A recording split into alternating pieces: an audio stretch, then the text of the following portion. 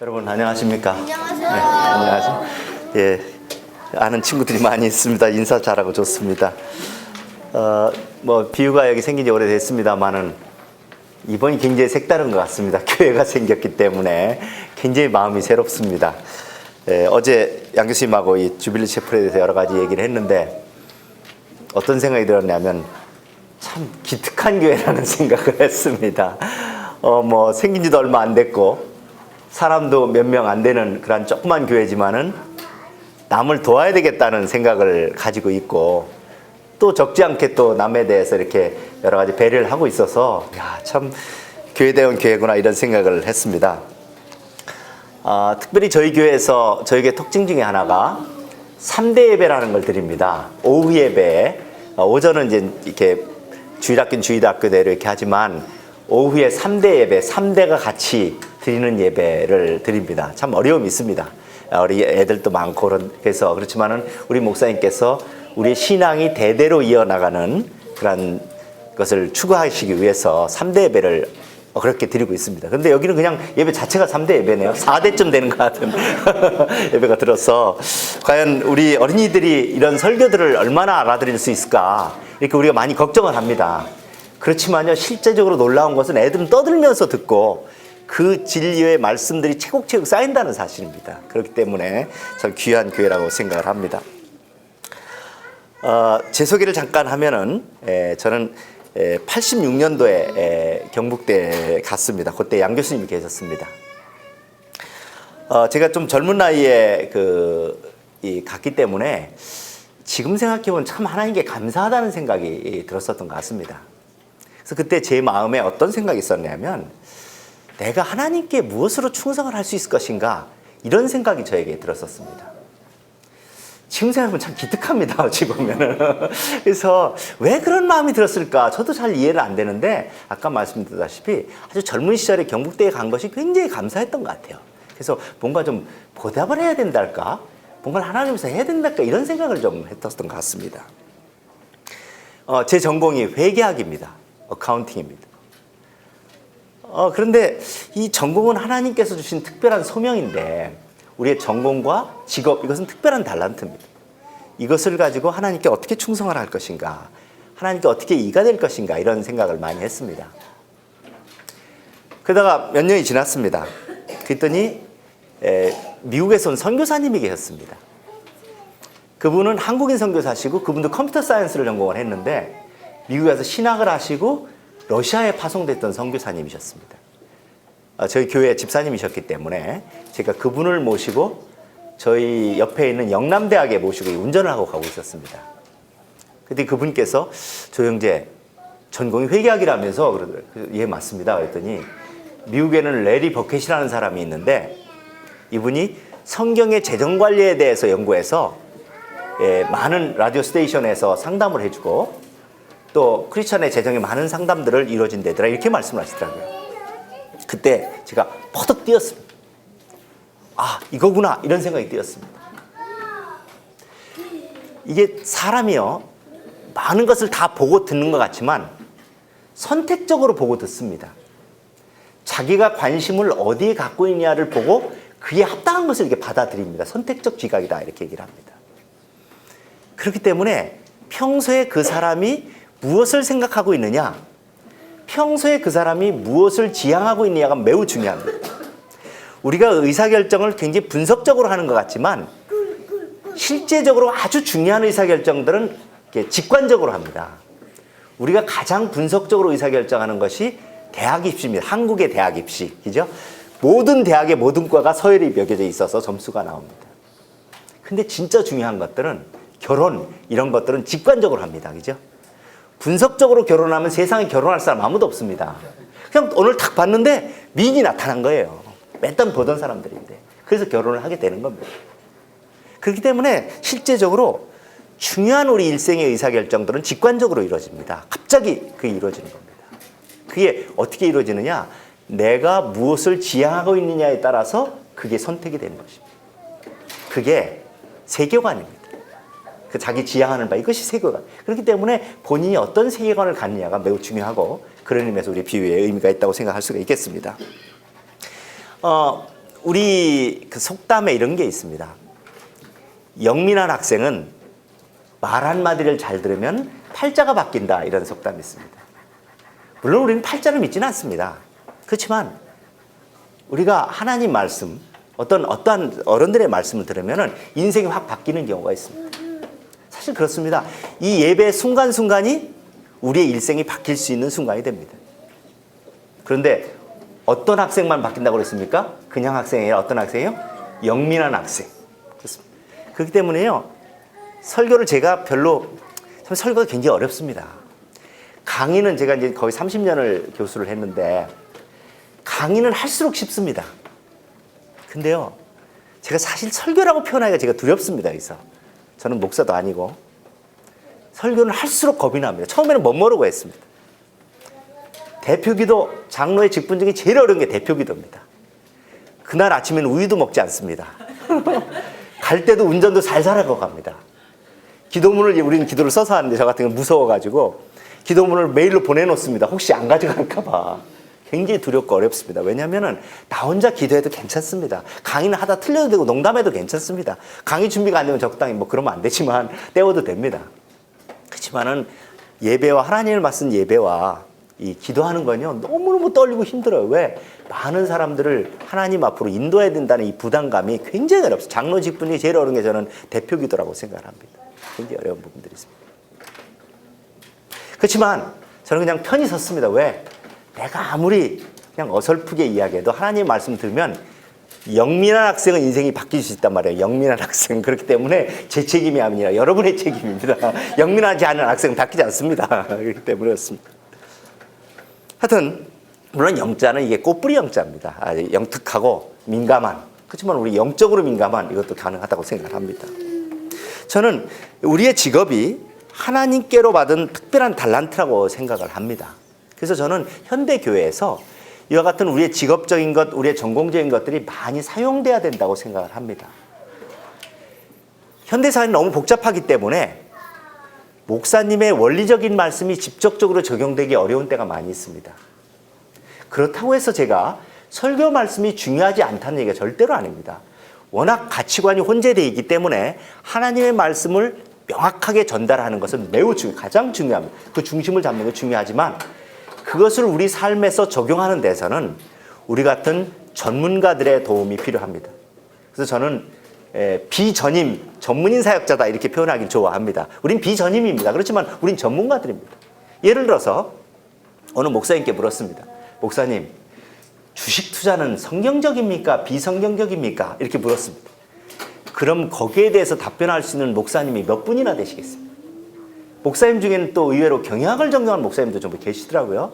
그렇지만 그런 분도 쉽지 않을 것입니다. 그런 대답을 누가 해야 되느냐? 우리가 그래도 성경을 배웠지 않습니까? 또 우리 전공이 돈이니까 우리 같은 전공한 집사들, 장로들 이런 분들이 그런 답들을 같이 해줘야 되는 것들입니다. 그렇기 때문에 여기 이제 목회하시는 목사님들도 많이 계신데요. 교회에서 다양한 은사들을 다양하게 활용하도록 하는 것이 저는 매우 중요하다고 생각합니다. 오늘 와서 보니까 여기는 다 역할들이 있더라고요. 전성도들이. 애들은 의자를 날르고 하는 매우 중요하다고 생각을 합니다. 각자의 은사들을 활용해서 하나님 앞에 기여하는 것이 매우 중요하다고 생각을 합니다. 저는 돈에 대해서 하나님의 말씀을 같이 우리 학생들하고 연구하고 했는데요. 제 자신이 너무너무 많은 축복을 받았습니다. 제가 돈에 대해서 연구해보니까 제 자신이 너무너무 많은 축복을 받았다 그러면 여러분 무슨 생각을 하십니까? 저 사람은 부자가 됐나 보다 이렇게 생각할 겁니다. 그렇습니다. 86년 이후보다는 제가 많은 부자가 됐을 겁니다. 그렇지만은 더 중요한 것은 제가 돈에 대해 욕심이 굉장히 많은 사람이었고 또 출세욕이 굉장히 많았던 사람이에요. 근데 돈에 대해서 하나님의 말씀을 연구해서 반발자국을 물러섰습니다. 그랬더니 제 눈에 들어오는 것이 있었습니다. 어떻게 하면 내 아이들에게 영적인 것을 물려줄 수 있을 것인가? 어떻게 하면 내 아내와 같이 하나님 앞에서 같이 사랑하고 화목하게 살 수 있을 것인가? 어떻게 하면 우리 학생들에게 집중적으로 진리를 전할 수 있을 것인가? 이런 것들이 눈에 들어오기 시작했습니다. 그것이 제가 받은 축복들입니다. 그런데 교회에 나가서 이렇게 많은 말씀들을 전하고 요새는 별로 그 초청이 없어요. 그 처음에 제가 이 레리 버켓을 번역을 했는데 그 책의 책이 이제 돈 걱정 없는 가정이라는 책입니다. 그 원제가 이렇습니다. The Complete Financial Guide for Young Couples 이렇게 돼 있습니다. 직역을 하면 젊은 부부들을 위한 완벽한 재정 지침서 이렇게 돼 있습니다. 근데 제가 번역을 돈 걱정 없는 가정이라고 번역을 했습니다. 번역서 제목이 더 좋습니까? 원제 제목이 더 좋습니까? 번역서 제목이 훨씬 더 좋다고 얘기들을 합니다. 그래서 그 책이 6개월 동안 2만 권이 나갔어요. 그렇죠. 봤어요. 봤어요? 이렇게 보는, 이 보세요. 이렇게 봤다 그러지 않습니까? 집에 있어요. 봤다지 않습니까? 예. 엄마도 지금 읽고 있어요. 그래, 좋습니다. 예, 돈 걱정 없는 가정이 되시길 바랍니다. 예. 그래서 그때는요, 진짜 초청이 많았어요. 그게 92년도인데, 뭐 제가 매주 바빴습니다. 제 아내가 굉장히 외롭다고 얘기합니다. 그때 제가 하도 돌아다녀서. 근데 최근 하더라도 별로 부르질 않습니다. 부르지 않는 건 제가 게을러서 그렇기도 합니다. 그렇지만은 사람들이 별로 거기에 관심이 없어요. 절약해라, 금검해라, 교회조차도 관심이 없습니다. 어떤 소리를 듣고 싶으냐? 부자 되라. 이런 소리를 듣고 싶어 합니다. 그런데 재밌는 거는 경제가 이렇게 침체하잖아요. 그러면 부르는 교회들이 늘어납니다. 어려워지면 사람들이 생각하게 돼 있습니다. 그게 이게 고난의 축복입니다. 참 묘합니다, 그게. 여러분은 그렇죠. 대부분 어렵적이죠, 그죠? 그래서 저를 부르주시니 모르겠습니다만은 하여튼 어려워지면은 교훈을 받게 돼 있습니다. 그래서 하여튼 오늘 재물에 대해서 우리 나눠보도록 하겠습니다.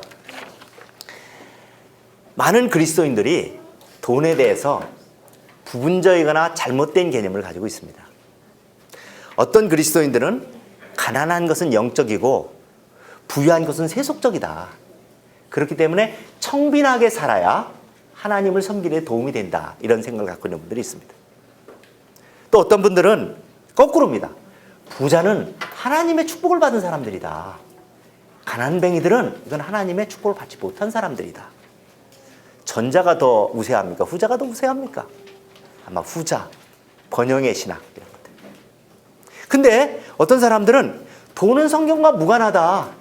그렇기 때문에 돈은 세상 방법대로 벌고 하나님 앞에 11조를 하면은 모든 것이 다 깨끗해지고 해결된다라고 생각하는 사람이 있습니다.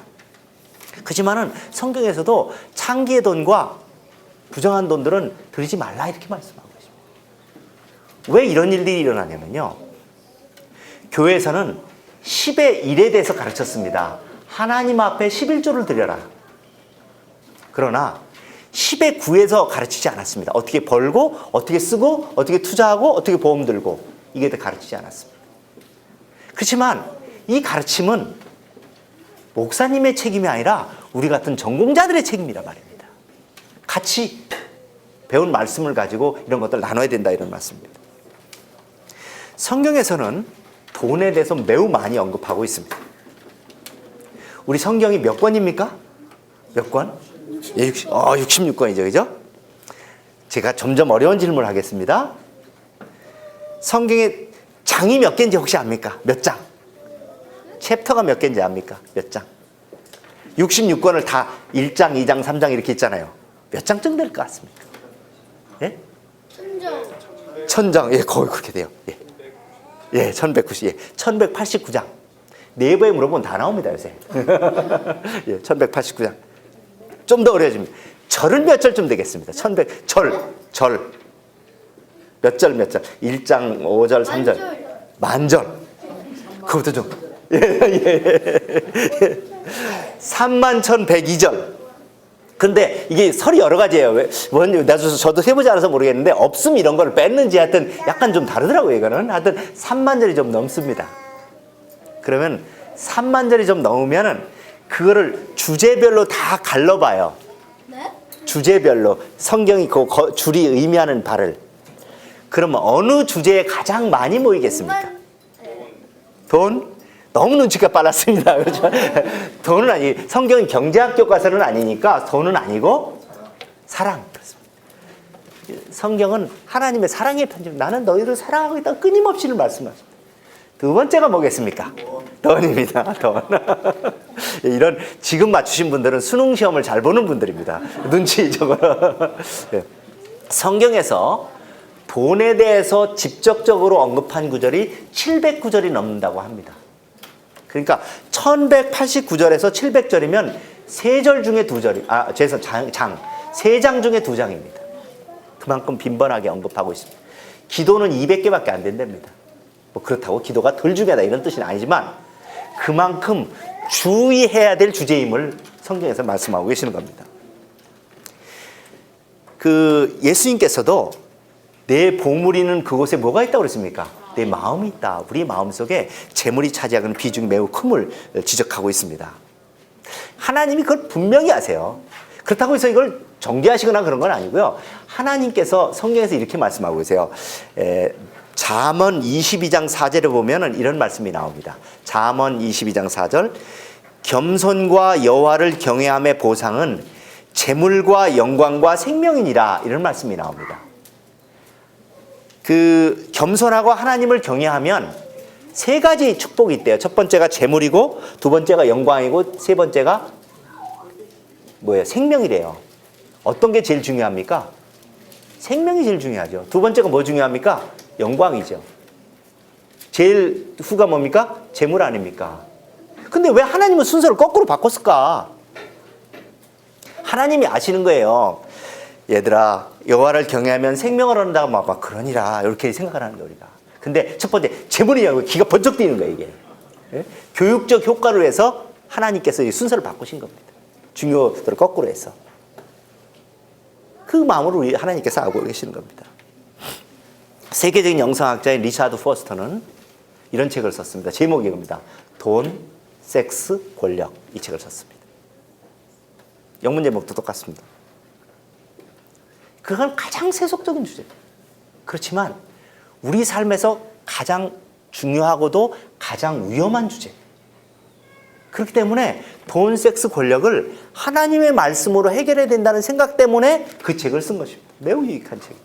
돈, 섹스, 권력. 이 세 가지는 끝까지 우리를 유혹하고 우리를 넘어뜨리고 하는 위험한 그리고 또 선하게 사용하면 매우 유용한 도구가 되는 그런 것들입니다. 재물의 문제는 영의 문제와 직결됩니다.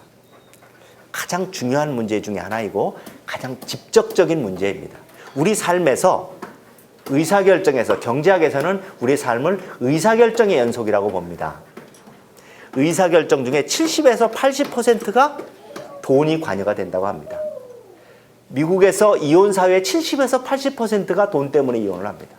우리나라는 그렇지 않습니다. 그렇지만 우리나라는 돈 때문에 이혼한다는 소리를 하지 않습니다. 그런데 저는 비슷할 것이라고 저는 생각합니다. 이 돈 문제는 참 묘한 것이 돈이 없으면 돈 걱정이 있습니다. 그렇죠? 집세 걱정도 해야 되고 학비 걱정도 해야 되고. 근데 대부분의 걱정은 채워지면 없어집니다. 그렇죠? 밥도 배고프잖아요. 먹고 가면은 괜찮습니다. 그렇기 때문에 슈퍼 갈 때는 밥을 먹고 가라고 안 합니까? 대부분의 욕망들이 채워지면 성욕도 그렇고 식욕도 그렇고 되게 누그러집니다. 근데 돈을 많이 벌므로써 해결되지 않습니다. 돈을 많이 벌면 돈으로 또 문제가 발생하기 시작합니다. 그렇기 때문에 돈의 문제는 돈을 많이 벌므로써 해결되지 않습니다. 돈의 문제는 정답을 제가 말씀드리면요. 돈에 대한 바른 태도를 가질 때 돈 문제가 해결이 됩니다. 뭐 돈의 부작용은 뭐 이루 말할 수가 없습니다. 제가 한 얘기만 할게요. 대법관 아시죠? 그죠? 법관 중에 제일 높은 그리고 영예 아닙니까? 대법관이 되면은 너무너무 바쁘답니다. 이 주일도 없대요. 24시간 365일 일을 해야 된답니다. 이 판결 때문에. 그런데 그 중에 절반이 뭐냐? 재산 상속 소송이 됩니다. 제가 간접적으로 들은 얘기입니다. 대법관 하신 분이 이 대법관 업무 중에 제일 바쁜 게 이건데 이런 대법원까지 올라오는 걸 판결해야 되지 않습니까? 그러면 무슨 형사법 이런 것들은 연구관들이 써준 대로 하면 된답니다. 그건 다 공식이 있기 때문에 이렇게 범죄를 하면 뭐 2년 몇 개월 이게 딱딱 나온답니다. 근데 모든 재벌은 재산 상속에 대해 소송을 한다고 보면 된답니다. 모든 재벌이 다 온답니다. 근데 이 상속이라는 건 너무너무 복잡해갖고 연구관들에게 맡길 수가 없대요. 그리고 이 재벌들이니까 얼마나 줄이 많겠습니까? 그러니까 온갖 줄을 다 대가지고 들어오기 때문에 도저히 남한테 맡길 수가 없대요. 그래서 대법관의 업무 중에 절반이 재벌들의 재산 상속에 대한 재판이랍니다. 그러니까 재벌들은 우리하고 뭐가 다릅니까? 다른 거 없습니다. 다 형제 우애도 있고 부모 자식 간의 사랑도 있고 있지만은 돈 때문에 그게 안 되는 겁니다. 저도 그 재벌 총수를 가끔 한두 분 개인적으로 아는 분이 있는데요. 너무너무 훌륭합니다. 신앙적으로 너무너무 훌륭합니다. 제가 따라갈 수가 없습니다. 전도에 대한 열정, 형제들이 모두가 다. 그리고 학식적으로도 다 인류대학을 나오고 너무너무 나무랄 게 없습니다. 제가 따라갈 수가 없습니다. 모든 면에서. 그렇지만 형제끼리 사이가 좋지 않습니다. 그게 왜 그럴까? 나는 그래도 내 동생하고 사이가 좋아요. 왜? 뺏어 먹을 게 없거든요. 그러니까 사이가 좋은 거예요. 눈만 끔쩍하면 몇 병이 왔다 갔다 해보십시오. 우리도 안 돼. 저도 안 돼. 전 자신 없습니다. 진짜입니다. 자신 없습니다. 이게 대부분의 경향이 그렇습니다. 그렇기 때문에 참 돈의 문제는 참 어려운 문제입니다. 그래서 이 돈에 대한 바른 태도를 가질 때 해결된다. 이게 참 어려운 문제입니다. 그래서 우리 그리스도인들은 성경에서 우리 경제 생활에 대해서 무엇을 말씀하는지 명확히 알고 실천할 책임이 우리에게 있습니다. 오늘은 제가 우리 가정에서 하나님께서 원하시는 돈의 용도가 무엇인가 요거 가지만 보도록 하겠습니다. 여러분 좀 더 궁금하시면 내일부터 청강하시면 됩니다. 제가 맛만 보여드리고 3일 동안 제가 하는데요. 그거 하시면 됩니다. 하나님께서 우리에게 돈을 맡겨주신 목적은 무엇일까? 두 가지가 있습니다. 하나는 가족들의 기본적인 필요를 위해서 써라. 이게 첫 번째입니다. 두 번째, 하나님의 사역에 참여해라. 이게 두 번째입니다. 이 두 가지입니다. 제가 찾아낸 건 그렇습니다. 첫 번째, 가족들의 기본적인 필요를 충족하는 것. 창세기에서 하나님께서 이 세상을 창조하시면서 식물을 우리에게 먹을 거로 주셨습니다.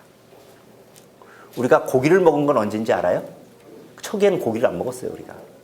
삼겹살 좋아하죠, 그죠? 네, 고기는 노아의 홍수 이후부터 고기를 먹기 시작했습니다. 그렇기 때문에 하나님께서는 이 세상을 창조하시고 우리에게 모든 걸 먹고 마시고 활용하라고 말씀하셨습니다. 그렇기 때문에 이건 하나님의 공급하심이기 때문에 하나님의 섭리고 공급하심이기 때문에 우리가 하나님께서 주신 것을 감사함으로 먹고 있고 누리는 것은 합당한 것입니다. 감사함으로 우리가 누리는 것입니다. 그렇지만 우리가 이걸 소비라고 그러는데요. 소비하는 목적이 두 가지가 있습니다. 하나는 기본적인 필요를 위한 소비가 있고 두 번째는 욕망을 위한 소비가 있습니다. 필요를 위한 소비를 영어로 needs라고 얘기를 하고요. 욕망을 위한 소비를 desire라고 얘기를 합니다. 그러면 이 두 가지를 어떻게 구분하냐면요. 기본적인 필요, 이거는 needs는 우리 인간이 자신의 품위를 유지하면서 생존하가 나갈 수 있는 기본적인 수준들. 디모데전서 6장 8절 말씀처럼 우리가 먹을 것과 입을 것이 있은즉 족한 줄로 알지니라. 이것이 기본적인 필요를 위한 소비라고 할 수 있습니다. 그런데 욕망을 위한 소비는 이를 제외한 여타 용도들을 사치나 과시나 탐욕에 사용하는 것들. 요한일서 2장 16절 말씀처럼 육신의 정욕과 안목의 정욕과 이생의 자랑을 위해서 물질을 소비하는 것들입니다. 가장 대표적인 소비가 과시적 소비들입니다. 과시적 소비들. 이건 경제학적인 용어입니다. 우리가 과시하게 쓰였습니다. 그렇기 때문에 물질의 1차적인 의미는 의식주의에 대한 기본적인 욕구를 충족하는 것인데 하나님께서는 이거를 지나쳐서 사치한 욕망을 만족시키는 것은 성경의 도처에서 경고하고 계십니다. 야고보서에 보면요. 이 땅의 사치와 방종은 돼지가 잡을 날을 기다리면서 살찌우는 것이다. 끔찍하죠, 그죠? 내가 잡을 날이 돼지가 6개월쯤 키우고 3개월인가? 그렇습니다. 그러니까 3개월 기다리면서 잡아먹힐 날을 기다리면서 살을 찌우는 것이라는 거예요, 우리의 사치가. 그렇기 때문에 이런 것들이 굉장히 제가 이런 강의를 하니까 저희 교회 부인들 사이에서 논란이 일어났습니다. 무슨 논란이냐? 머리핀을 사는 것이 기본적인 필요인가 사치한 욕망인가? 어떻게 생각하세요? 여기 머리핀 하신 분이 아무도 없네요. 네. 뒤로 하셔서 안 보이나? 네. 참 재밌네요. 예, 예. 그래서 제가 우습기도 하지만 야 진짜 하나님의 말씀이 역사하는 거네 이렇게 생각했습니다. 맞습니다. 우리는 머리핀 하나를 사더라도 이 기본적인 필요인가 사치한 욕망인가를 질문하고 사셔야 됩니다. 그렇기 때문에 우리가 물건을 살 때는 이렇게 한번 질문해 보세요. 없으면 안 될까? 그래서 좀 참을 수 있으면 소비를 한번 좀 연기해 보시는 것이 좋겠습니다. 저는 여기서 이런 얘기를 하면 또 어떤 부인들은 무조건 짜게 살자 이렇게. 근데 제가 짜게 살자고 얘기하는 게 아닙니다. 요새는 없어졌습니다. 예전에 저축의 날이라는 게 있었습니다. 그래갖고 저축왕을 뽑고 그랬습니다. 그런데 저축왕의 수기들을 보면 이런 거예요. 월급의 95%를 저축했대. 그거 5%로 살았어요. 그 사람들이 뭐 월급이 뭐 연봉이 1억씩 되겠습니까? 그것도 안 해요. 되게 신혼부부들이니까. 그래갖고 5년 만에 내 집 마련의 꿈을 이뤘대. 뭐 이런 수기들입니다. 그러면 뭐 월급 받으면 뭐 한 200만 원 받으면 요새 대기업체 한 300만 원 이렇게 되면요. 5%면은 얼마예요? 15. 5%니까 3, 5, 15니까 15만 원이겠죠. 15만 원. 15만 원 갖고 사는 거예요. 그래갖고 어떻게 하느냐? 김장을 저 시장에 가서 떨어진 배추 잎사귀 따다가 담았다 뭐 이런 식이에요. 이거는 돈에 대한 또 다른 매임입니다. 또 다른 매임입니다. 되게 사치 중에 하나의 예를 해외여행을 많이 듭니다. 여러분은 해외여행이 아니라 해외 유학을 해서 얼마나 큰 사치인지 모르겠습니다. 그런데 해외여행을 하는 것들을 살펴보면 여행이라는 게 무엇입니까? 일상에서 떠나서 가족들과 함께 참 일상의 여유를 즐기는 것들, 떠나서 즐기는 것들 이런 것들 아닙니까? 저는요 해외여행을 갈 수 있으면 자꾸 가야 된다고 생각합니다. 왜? 우리는요 아직도 이렇게 검은 사람들 만나면 이렇게 마음이 편하지 않습니다. 여러분 여기 계시는 분들 좀 덜 하시겠습니다만은 그렇지만 우리 애들은 이제는 검은 사람, 노란 사람, 하얀 사람 할 게 없어요. 다 글로벌 소사이어티 사람들이. 그렇기 때문에 그런 거 자꾸 보고 우리 애들을 데리고서 일본을 갔어요. 어렸을 때. 요만할 때 일본에 갔어요. 그랬더니 우리 애가 딱 보더니 아빠 얘들은 브랜드가 없네. 일본 애들은 브랜드가 없어요. 그냥 대충 입고 살아요. 그러니까 우리 애들은 다 브랜드만 찾잖아요. 브랜드 그러더라고. 그 일본에 교회를 가는데요. 일본에 그전에 가면 너무너무 부러웠습니다. 너무너무 부러웠습니다. 그런데 교회 가보면 일본 사람들이 얼마나 불쌍한지를 알아요. 너무너무 불쌍하게 매어 사는 것들. 그런 것들을 우리 애들이 보기 시작하는 겁니다. 그랬는데 문제가 뭐냐? 이런 거예요. 제 친구 아버지가 해외여행을 가서 영국에 가셨던가 그럴 겁니다. 그래갖고 거기서 버버리표 바바리 아시죠? 그죠? 버버리표 바바리를 버버리 알죠? 하여튼 뭐 그런 거 있어. 좋은 옷. 버버리표 바바리라는 게 있어요. 진짜 비싼 옷을. 영국도 그게 싸지 않습니다. 그게 비쌉니다. 그거를 뭐 한 20벌 사왔어요. 그 가이드가 다 가이드를 해줘요. 그걸 또 어떻게 숨겨갈 거 이렇게 해서. 그분은 그냥 사온 게 아니에요. 우리 며느리도 하나 주고 다 주려고 진짜 좋은 의미에서 사온 겁니다. 그게 이제 문제가 되는 거예요. 그런 과소비들이. 가서 소박하게 여행을 가고 공부하고 이런 것들이 뭐가 잘못되는 것입니까? 그래서 저는 균형 있게 살자고 말하는 것이지 결코 짜게 살자 이런 것들을 의미하는 것이 아닙니다. 우리가 먹을 것과 입을 것이 족한 줄로 아는 것, 이 지족하는 삶이 중요하다 할 수 있습니다. 두 번째, 하나님의 사역에 참여하는 것, 이것은요 헌금과 구제를 들 수 있습니다. 헌금에 대해서는 우리나라 성도들은 별로 강조할 필요가 없습니다. 훈련이 참 잘 되어 있습니다. 다만 혹시 여기 총각들 있으면 특히 우리 어린이들 하나님의 11조를 시작하시는 게 굉장히 중요해요. 11조를. 그건 하나님께 약속된 축복이고요. 내가 돈 벌면 11조 하겠다는 사람은 제가 보증합니다. 절대로 11조 못합니다. 소득이 적을 때 11조를 못하면요. 돈이 많아지면은요. 제가 고백합니다. 제가 초과월급 때 11조 한 것보다 지금 11조를 더 많이 하겠습니까? 덜 하겠습니까? 더 많이 하겠죠. 근데 훨씬 더 힘듭니다. 돈은요. 많아지면 돈이 힘이 생겨요. 그래서 어릴 때 11조를 안 하면은 나중에 나이 들어 11조 못 합니다. 근데 이 구제를 우리가 강조할 필요가 있는데요. 하나님께서 우리를 부유하게 하신 것은, 하나님께서 우리에게 5달란트를 주신 것은, 1달란트는 나와 가족들에 의해 필요를 했을 때 4달란트는 하나님과 이웃을 위해서 쓰라고 밝혀주신 것입니다. 저는요, 제 세대가 물질적으로 가장 행복한 세대라고 생각을 합니다. 제가 촌에서 자랐는데 저희 동네가 한 60가구 정도가 됐습니다. 저희 동네는 시골 동네 중에 부촌 중에 하나였습니다. 저희 동네는 굶는 사람은 없었습니다. 근데 저희 동네에서 초여름에 저희 집은 항상 국수를 많이 빼오셨어요. 나는 국수를 참 좋아합니다, 아직도. 근데 왜 국수를 빼왔나 그랬더니 나중에 아버지한테 들은 말씀이 여름에 보리밥 먹기 싫어서 국수를 삶아 먹으려고, 보리밥하고 국수를 섞어 먹으려고 국수를 많이 빼오셨다는 거예요. 근데 우리 동네 여름에 쌀밥을 먹는 집이 딱 2집이었답니다. 우리 동네는 부촌이라고 말씀드렸습니다. 2집이었답니다. 근데 제가 고기를 먹는 것은 명절 때 먹어봤고, 평상시에 고기를 먹었던 것은 중학교 다닐 때 돼지파동이라는 게 났어요. 돼지파동. 전 너무너무 기뻤습니다. 돼지 공급이 너무 밀려가지고 돼지값이 폭락을 했어. 중학교 3학년 때입니다. 저희 어머니가 돼지고기를 끊어가지고 서울에 오신 거예요. 제가 서울에 대학 학교를 다니고 있었는데. 그래갖고서 돼지고기를 먹었어요. 아우, 그 녹아드는 돼지고기 맛을 잊을 수가 없습니다. 너무너무 행복한 거예요. 지금 뭐 돼지가 없습니까? 소가 없습니까? 뭐 캐나다에 훨씬 더 그렇죠. 뭐 안 먹어서 문제지. 너무너무 행복하면서 생각을 해요. 옛날에 너무너무 행복한 거예요. 막 미국에 제가 오면요. 그때는 뭐 올해도 아니에요. 제가 미국에 처음 온 게 91년도인가 그런데 막 제가 제일 좋은 게 슈퍼마켓 구경하는 거. 너무너무 좋아. 막 너무 물건이 많아갖고 신기하고, 하드웨어, 컴퓨터죠. 지금 뭐 한국에 다 있지 않습니까? 그러니까 뭐 그렇습니다. 그래서 우리의 여유분을 어떤 때는 우리 기본적인 필요까지 우리가 쓰는 것인데요. 그래서 해야 되는 거예요. 근데 저는 우리가 구제나 헌금, 이게 참 어려운 겁니다.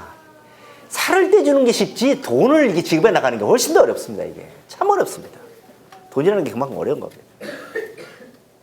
그런데 저는 하나님께서 이게 이웃과 하나님을 위해서 쓰라 하는 것이 어렵더라도 마태복음 5장 16절 말씀처럼 이와 같이 너희 빛을 사람 앞에 비추게 하여 너의 착한 행실을 보고 하늘에 계신 너희 아버지께 영광을 돌리게 하라, 이렇게 생각을 했습니다.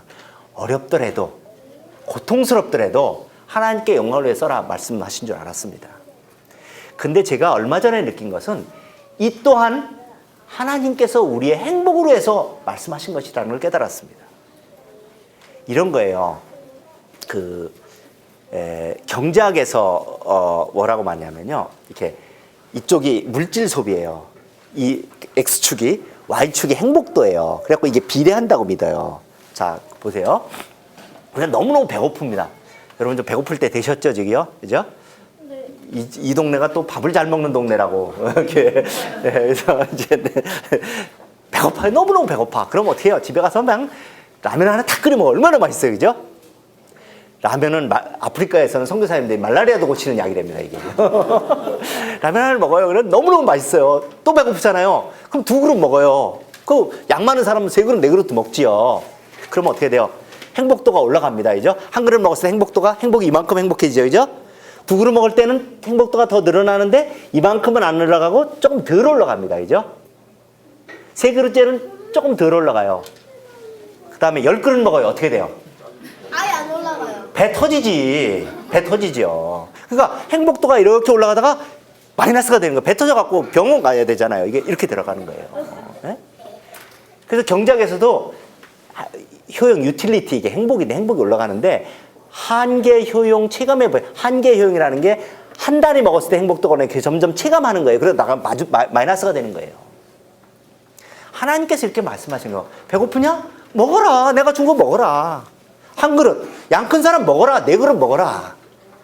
근데 10그릇까지 다 네가 먹지 마라. 이런 거예요. 이런 예를 한번 말씀드릴게요. 이 말씀이 진리가 너희를 자유케 하리라. 저 이 말씀을 너무너무 좋아합니다. 근데 저는 더 앞절 말씀을 더 좋아해요. 같이 좋아해요. 우리 목사님이 성경 강해를 하는 대가예요. 우리 한국에 계신 담임 목사님이. 이분이 이런 말씀을 하세요. 성경 해석을 가장 잘하는 방법이 뭐냐? 실천해보는 거다. 실천해보면 그게 무슨 뜻인지 안 돼요. 그래서 이 앞절 말씀이 뭐예요?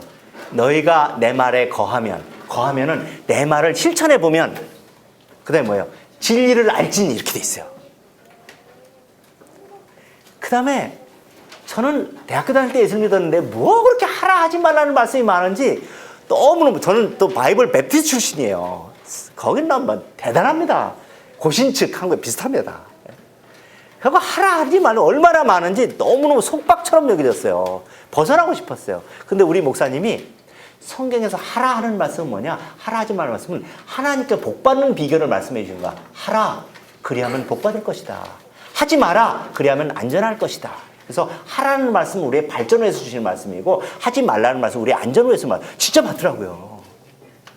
그러니까 네가 내 말에 따라 행하면 진리를 알지니 진리가 우리를 속박하는 것이 아니라 진리가 우리를 자유롭게 한단 말이에요. 제가 그걸 너무너무 회개했어요. 그래서 이런 거예요. 저희 교회 옆에 이제 이 말씀을 제가 행해보는 말씀 한번 예를 들어볼게요. 저희 교회 근처에 애망원이라는 게 대구에 있어요. 그게 내성마비자들의 그 보육원이에요.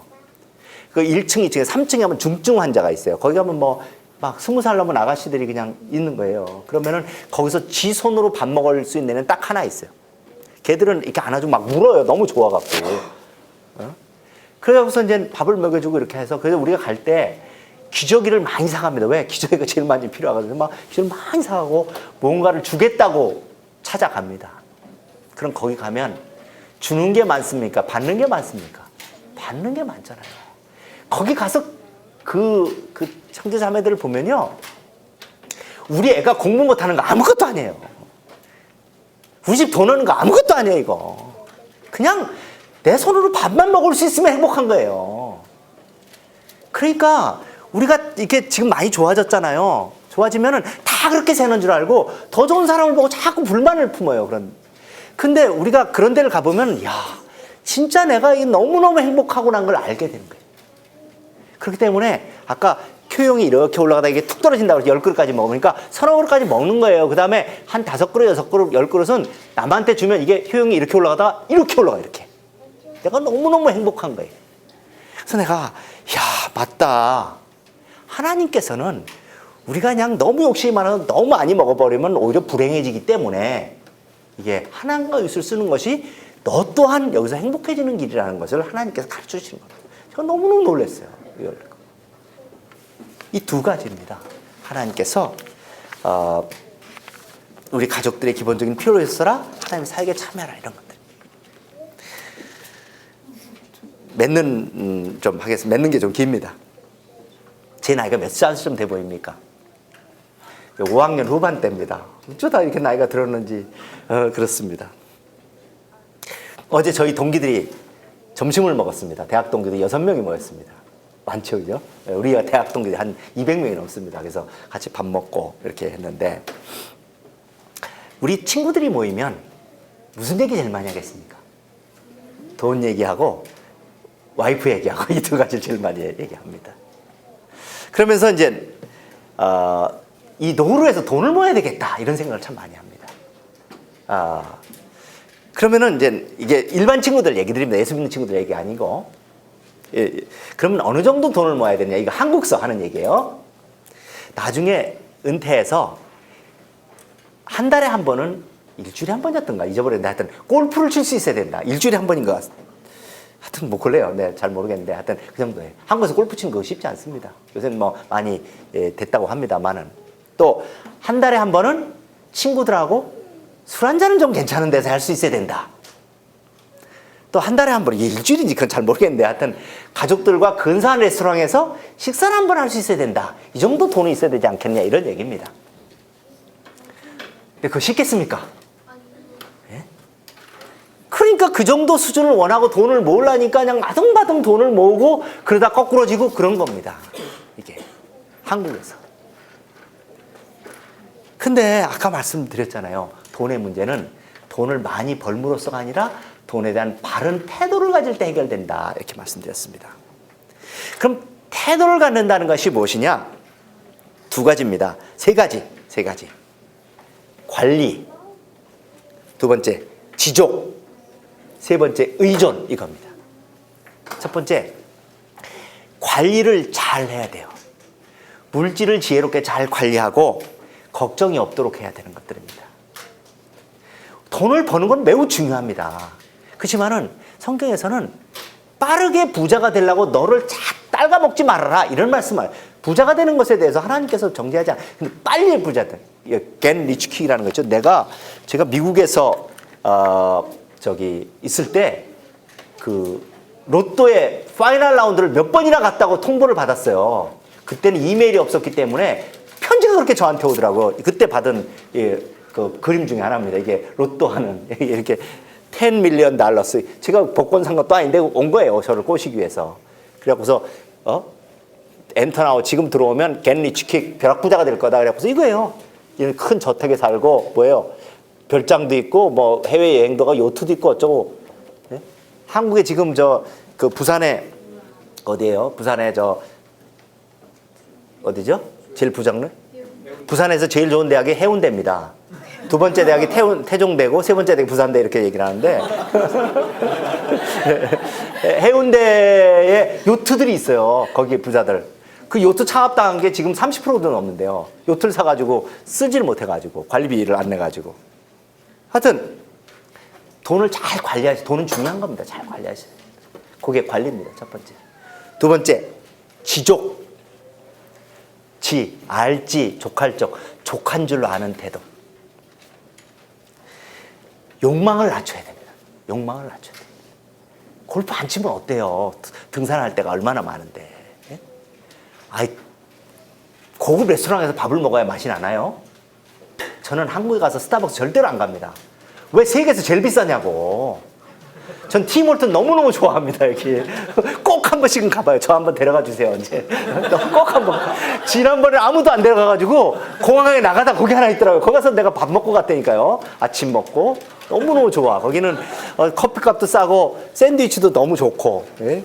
저렇게 이제 이번엔 갈 시간이 없네. 맨날 저기만 있으니까 이번에는. 그런 데가 좀 한국에 있었으면 좋겠어요.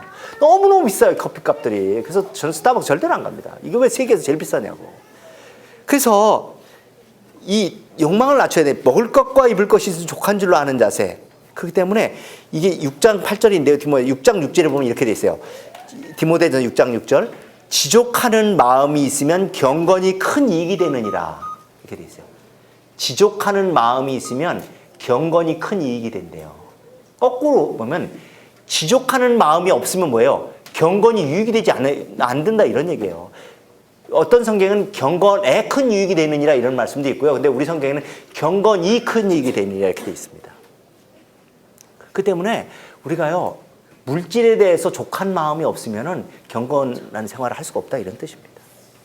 그래서 관리, 지족. 세 번째가 뭐냐? 의존이에요. 하나님께 전적으로 의존하는 자세. 그걸 영어로 radical dependence라고 그러더라고요. 하나님께 풍성하신 하나님께 전적으로 의존하는 자세. 이것들이 불안감을 해소하는 겁니다. 우리 사회가 이렇게 부자가 됐는데도 불구하고 불안하니까 자꾸 잡으려고 그러는 거예요. 제가 유학생들을 만날 때마다 부탁하는 게 있습니다. 여기 유학생들 많으시잖아요. 지금처럼 사시면은 이게 성경적인 겁니다. 여러분 거지같이 살죠? 미안합니다 이렇게 표현해서. 우리 애가 달라스에 있어요. 제가 거기서 놀다가 왔는데 작년에 처음 갔었어요 거기에. 올해도 한번 갔고. 그래서 이렇게 갔더니 진짜 막 거지같이 살더라고. 얘가 밥을 3끼를 지가 해먹는 애예요 기숙사에서. 근데 어디서 전기밥솥을 20불인가 15불인가를 주고 샀대요. 근데 밥이 잘 안 돼. 그래갖고 아주 별형을 부려갖고 하고 더 이상 보온이 안 돼. 그러고 하여튼 아직도 포크하고 나이프도 잘 없더라고요. 그래갖고서 너무너무 화가 나더라고요. 야, 네 아버지가 돈이 없냐 뭐가 이게 뭐냐고. 그랬더니 아빠 유학생은 다 이렇게 살아요. 그러더라고. 그렇죠? 여러분 집에도 다 거지 같죠? 뭐 제대로 없고 침대도 저도 교환교수 왔을 때 그렇게 살았어요. 침대 30벌 거라지 세일에서 하고 거라지 세일 다니는 게 저희 취미였어요. 근데 그래도 떳떳해요. 우리 애들은. 거기 애들 다 그렇게 살고 여러분도 되게 비슷하고 다 떳떳해요. 왜? 여기가 내 집이 아니거든요. 그죠? 자기 본향이 있잖아요. 거긴 누가 있어요? 넉넉한 아버지가 있거든요. 그러니까 아무리 거지같이 살아도 기죽질 않는 거예요.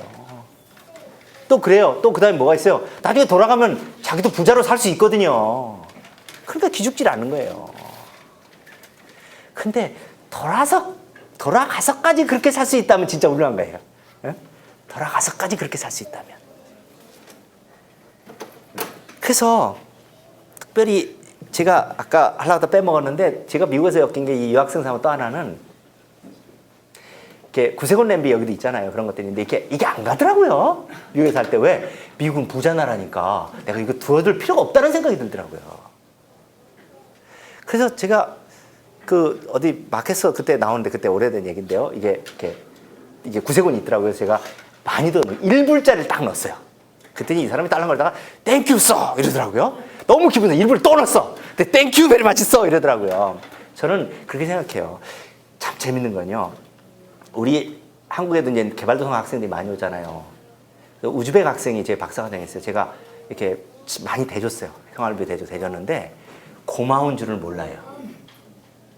걔들은요, 한국은 부자 나라니까 별로 고맙다고 생각을 안 합니다. 저는 우리도 그랬을 거라고 생각해요. 미국이 우리를 많이 도왔지만 고맙다고 생각을 안 했던 것 같아요.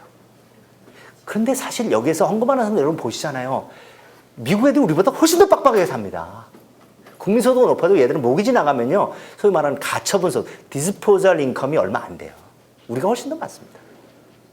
그렇기 때문에 얘들은 투잡돼가지고 헌금하고 막 그래요.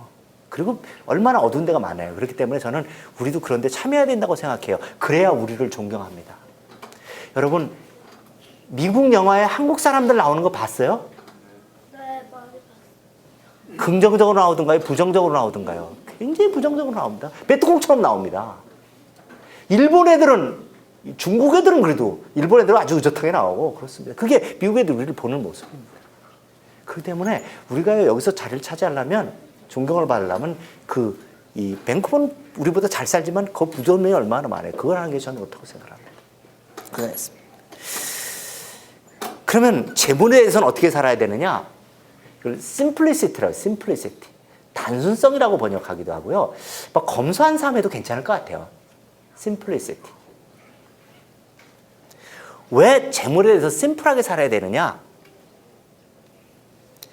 재물에 대한 근심과 염려로서 해방되기 위해서 그렇습니다. 아까 말씀드린 대로 이생의 염려와 재리와 일락에서 해방되기 위해서 그렇습니다. 우리가 재물에 대해서 검소하고 심플하게 살 때 다른 데 집중할 수가 있어요. 이 재물이 다른 데 집중한다는 게 뭐냐면 이게 하나님께 우리가 집중할 수 있어요. 근데 왜 재물이 이게 심플해야 되느냐? 이게 진짜 하나님만큼 위협적이고 중요한 존재이기 때문에 그렇습니다. 그러니까 예수님께서도 하나님과 재물을 겸하여 섬길 수 없냐라고 아주 분명히 대적되는 게 말씀하셨잖아요. 그만큼 중요한 비중을 차지하고 있는 거기 때문에. 그래서 재물에 심플하게 살아야 우리가 중요한 하나님께 집중할 수가 있습니다. 그것을 영어로 single eye라고 표현합니다. single eye. 그 말씀이 마태복음 6장 22절에는 내 눈이 성하면, 그게 single eye, 내 눈이 성하면 온 몸이 밝을 것이니 이렇게 표현되어 있습니다. 내 눈이 성하면, 이것이 정확한 번역인지는 잘 모르겠습니다만은 싱글 아이를 제가 신학하시는 분한테 물어봤더니 가장 정확하게 번역하면 클리어 비전이래요. 명확한 비전을 가지면 우리 온몸, 우리 삶 전체가 밝아지는 것입니다. 그렇기 때문에 그 얘기는 뭐냐? 우리가 재물에 대해서 심플하게 살면 하나님께 집중한 클리어 비전을 가질 수가 있어요. 그렇기 때문에 우리가 싱글 아이의 반대가 더블 마인디드예요. 더블 마인드. 두 마음을 품은 자. 예수님께서는 너희가 하나님과 재물을 겸하여 섬길 수 없느니라라고 분명히 선언하셨는데 우리는 이 두 다리를 걸치고 더블 마인디드의 자세가 맞습니다. 저도 그렇습니다. 자꾸 이게 너무너무 자꾸 통제를 하는데도 불구하고 그렇습니다.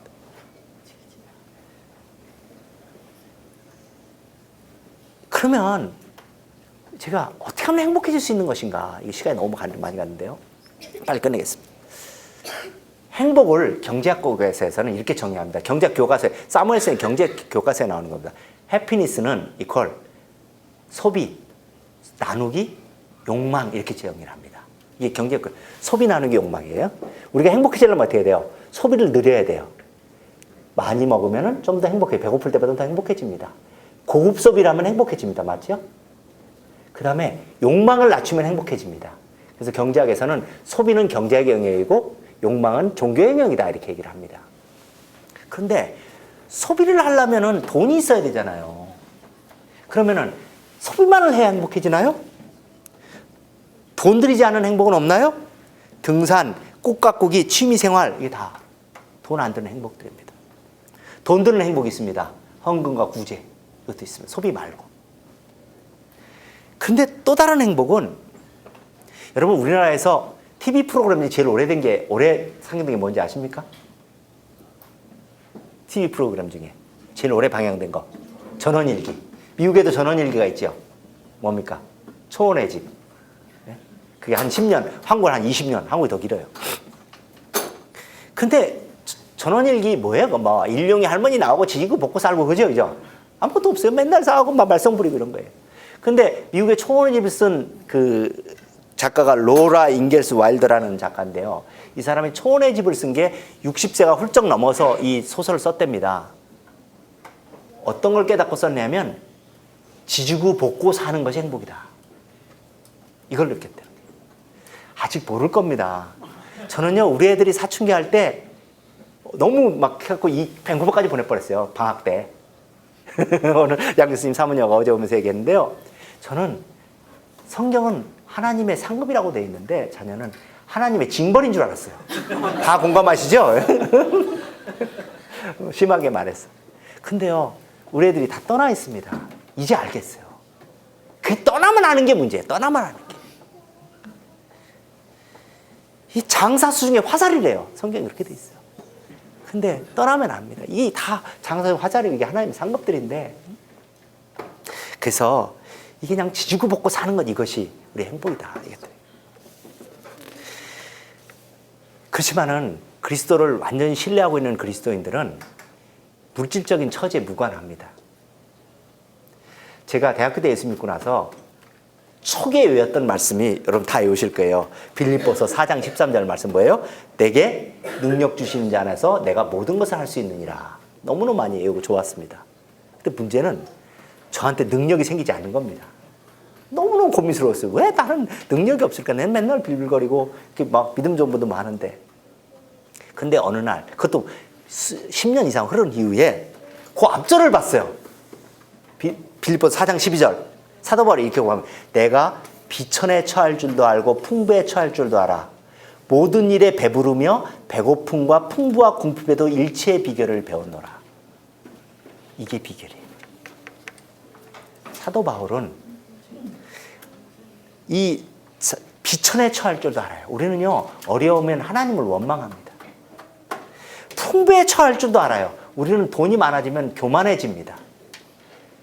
돈 없을 땐 그렇게 신앙이 좋았는데 돈이 많아지면 어려워지는 경우가 참 많습니다. 그렇기 때문에 모든 일에 배부르며 모든 일에 하나님께 감사하고 배부른 거예요. 배고픔과 풍부와 궁핍에도 일체의 비결을 배우느라. 배고픔과 풍부와 일체의 비결을 배웠을 때 아무에게나 능력이 생기지 않습니다. 이때 비로소 능력이 생깁니다. 이것이 바로 능력의 비결이고 이것이 바로 진정한 복입니다. 우리가 상황에 따라 달라지면 이게 복이 아니고 이것을 해피니스가 아니라 조이라고 해요. 조이. 하나님 앞에 누리는 기쁨, 조이라고 얘기를 합니다. 과연 우리가 이제까지 무엇을 잡기 위해서 살아왔는가? 또 진정한 잡아야 할 건 무엇인가? 우리가 생각해 보면서 아까 우리 읽은 말씀을 다시 한번 보고 마치도록 하겠습니다. 디모데전서 6장 17절부터 19절 말씀입니다. 아까 여러분은 새로운 성경을 갖고 계시는데요.